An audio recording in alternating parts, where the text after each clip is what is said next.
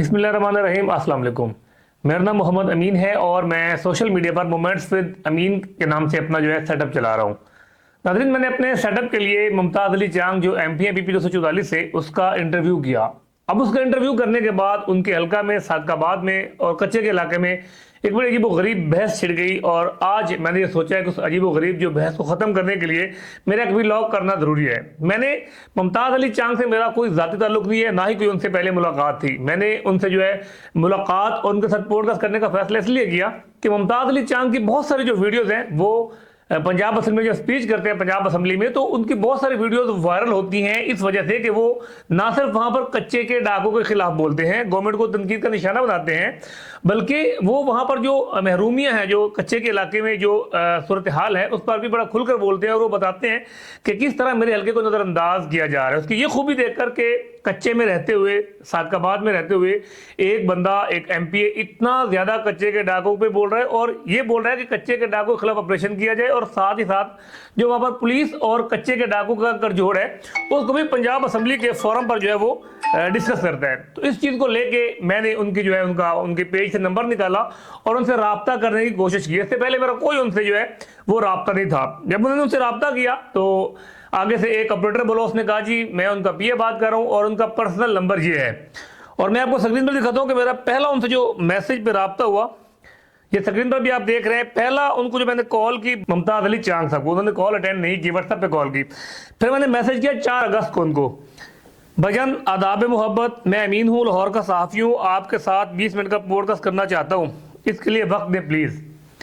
आगे से उनका जवाब आया कि भाई मैं I am out of country after 9 अगस्त इंशाल्लाह। वो कह रहे हैं 9 अगस्त के बाद मैं आऊँगा, उसके बाद आपको पॉडकास्ट दूंगा। वो मुल्क से बाहर थे उस वक्त। मैंने लिखा ओके। फिर मैंने कहा खैरियत से हैं जनाब। फिर मैंने 10 अगस्त को उनसे पूछा कि भाई पाकिस्तान पहुँचे हैं, फिर उनका रिप्लाई नहीं आया। फिर मैंने 15 अगस्त को पूछा चांग साहब आदाब मोहब्बत आप लाहौर आ गए, उनका कोई रिप्लाई नहीं आया। फिर कॉलिंग करता रहा, कॉल रिसीव नहीं हुई, फिर कॉलिंग करता रहा।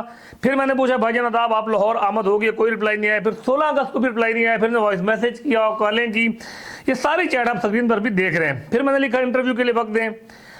अलकिस्सा क्या 29 सितंबर तक उनको मैं वॉइस करता रहा, कॉलिंग करता रहा। फिर अक्टूबर का महीना शुरू होता है, अक्टूबर मैंने उनको कॉलिंग शुरू कर दी।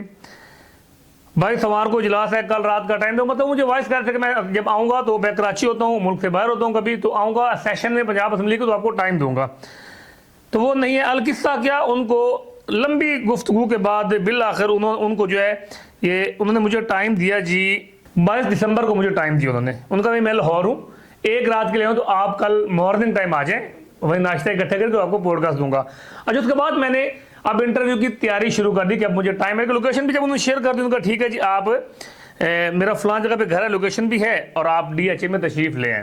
तो मैंने अब उसके बाद सर्च शुरू की। इससे पहले मेरा कोई उनसे जो है ना मुलाकात है, भाई पॉडकास्ट के हवाले से रब्ता रहता था। अच्छा, इसके बाद मैंने रिसर्च शुरू की। अब सादकाबाद में 2 ऐसी IDs थी जो सादकाबाद से ऑपरेट हो रही थी रहीम यार खान से, जिनके ऊपर मुमताज़ चांग के खिलाफ जो है बहुत सारी ये चीज़ें लगती थी कि मुमताज़ चांग डाको सहूलतकार है और XYZ। एक वो मियां अरशाद के नाम की ID जो स्क्रीन पर भी आप देख सकते हैं, और एक नवीद नवाज वाला नाम का जो पुलिस अफसर था जिसने पुलिस की यूनिफॉर्म पहनी हुई, सब इंस्पेक्टर है। जब मैंने उसकी ID खोली तो उस पर भी बहुत सारा मवाद जो है उसके खिलाफ लिखा हुआ था। मैंने फेसबुक से नंबर निकाला और नवीद वाला नामी जो पुलिस अफसर है उससे रब्ता किया। तो मैंने कहा यार ये चीज़ें आप लगा रहे हैं, कोई एविडेंस है? तो उसने मुझे बहुत सारी चीज़ें बताई इसके भाई के हवाले से, चांग साहब के, और बहुत सारी चीज़ों के हवाले से कि ये सहूलतकार है, ऐसे ऐसे। मैं वहाँ भूंग में सोच रहा हूँ, इसके मकामी जो थाना है वहाँ कोट सब्जल वहाँ सोच रहा हूँ, तो ये सहूलतकार है XYZ। जो भी इंफॉर्मेशन मुझे दी उसने, मैंने अपने तरीके से अपने सहाफ़ती इक़्तिदार को देखते हुए सवालनामा तैयार किया। और आप हैरान हो जाएंगे, मुझे भी इस वक्त हैरानी हुई जब मैं मुमताज़ चांग के घर पहुँचा तो उन्होंने बड़ी इज्जत की, हमने वहाँ नाश्ता इकट्ठा किया और मैंने नाश्ते के दौरान ही कहा कि मैंने सवालनामा तैयार किया हुआ है। तो मैं अल्लाह को हाजिर नाज़िर जान कह रहा हूँ कि मुमताज़ चांग ने मुझे कहा कि मैं सवालनामा आपसे डिस्कस नहीं करूँगा, जो सोशल मीडिया पे चीज़ें चल रही हैं आप मेरे से खुल के सवाल करें, मेरी ज़ात के हवाले से हैं वो करें, मेरे हल्के से वाले हैं, कच्चे के हवाले से, मैं उनका जवाब दूंगा। मैं कोई इस तरह का बंदा नहीं हूँ, अगर मैं आप से सवाल डिस्कस करूंगा तो ये बददयानती हो जाएगी। मैं अपने लोगों को जवाब दूँ, अपने जो जिन्होंने मुझे वोट दिए, और मैं उनको हर सवाल का खुल के जवाब दूंगा। मुझे भी हौसला हुआ कि यार ठीक है ना, मैंने उनसे कुछ पहले जो 15 मिनट है वो उनके जो हल्के के हवाले से हल्के के मसाइल पे बात की। फिर मैंने उनको जो ज़ात पर जो नवीद वाला की आईडी थी और मियाँ इरशाद एडवोकेट की आईडी थी और मुख्तलिफ जो आईडीज़ हैं उस पर जो उन पर तनकीद और उन पर उनके खिलाफ जो मवाद लगाया जा रहा था, उन पर इल्ज़ाम लगाए जा रहे थे, वो डिस्कस किए। तो उन्होंने यकीन माने बड़े हौसले के साथ, आप लोगों ने पॉडकास्ट सुना, बड़े हौसले के साथ जवाब दिया। लेकिन उस वक्त मुझे झटका फिर उस वक्त लगा जब पॉडकास्ट करके आ गया, उसी रात एक पोस्ट लगती है जिसमें लिखा होता है कि मुमताज़ अली चांग ने 5 लाख रुपए देकर पॉडकास्ट करवा रहे हैं और वो बहुत जल्द रिलीज होगा, वो आप देखिएगा।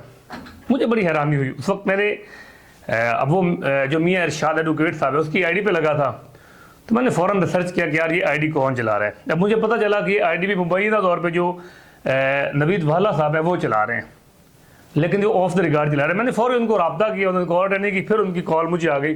तो मैंने मौसूफ कहा कि आप वाहिद वो शख्स हैं जिस रात को इन्फॉर्मेशन ली मैंने कि ये जो आप पोस्ट लगा रहे हैं जो मुमताज़ चांग साहब के खिलाफ, ये हकीकत है, ये इल्ज़ामात हैं, तो किसी और को पता ही नहीं है।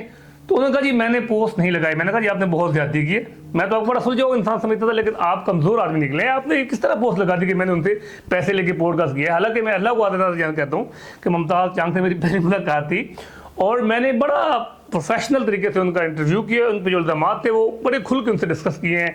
जो सोशल मीडिया पे उनके खिलाफ कैंपेन चल रही थी और बड़ा अच्छा उसमें मैंने अपने जो अपना मेरा था जितना उनके साथ एक पॉडकास्ट किया, ठीक है जी। उसके बाद मुमताज़ वाला साहब नवीद वाला साहब ने कहा जी मैंने नहीं लगाया, ऐसे नहीं, एक्स वाई जेड जो भी है। उसके बाद पूरा पहले मैंने उसके शॉर्ट हिस्से लगाए, फिर पूरा पॉडकास्ट लगाया। एक अजीब किस्म की जो है वहाँ सूरत हाल पैदा हो गई। तो ये सूरत हाल थी असल जो मेरे खिलाफ जो पोस्ट लगी है वो भी मुबैना तौर पे जो नवीद वाला साहब है, मेरी जो इन्फॉर्मेशन है जो मैंने रिसर्च की है वो उन्होंने ही लगाई, क्योंकि वो वाहिद बंदा था जिससे मैंने इन्फॉर्मेशन ली थी। फेसबुक से नंबर निकाल के, ना मेरा कोई नवीद वाला से कोई ताल्लुक था उससे पहले, ना कोई मेरा उससे रब्ता था।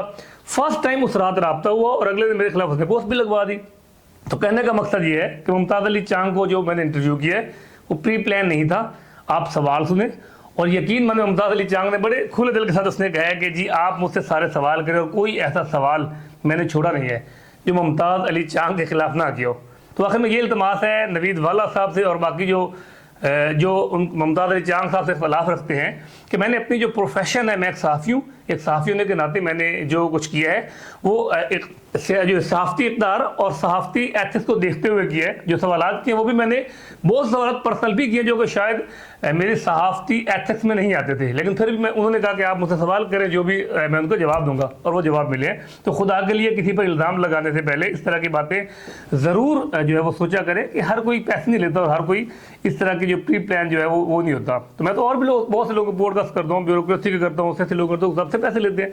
तो मकसद यही था, ये पैगाम देने का कि जो सादकाबाद में एक इस इंटरव्यू को लेकर मुख्तलिफ डिस्कस हो रही है, कोई कह रहा मुमताज़ चांग इस तरह का बंदा है। मैंने मुमताज़ चांग को इस हवाले से जो सवालात किए उसने बड़े परफेक्ट जवाब दिए हैं और जो मेरी ऑब्जर्वेशन भी थी वो यही थी कि वो सॉलिड बंदे हैं और जो असम्बली में आवाज़ उठाते हैं वो दर्द दिल रखते हैं अपने कच्चे के लोगों के लिए और वो चाहते हैं कि कच्चे के जो मसाइल हैं, जो डाकू राज है वो ख़त्म हो।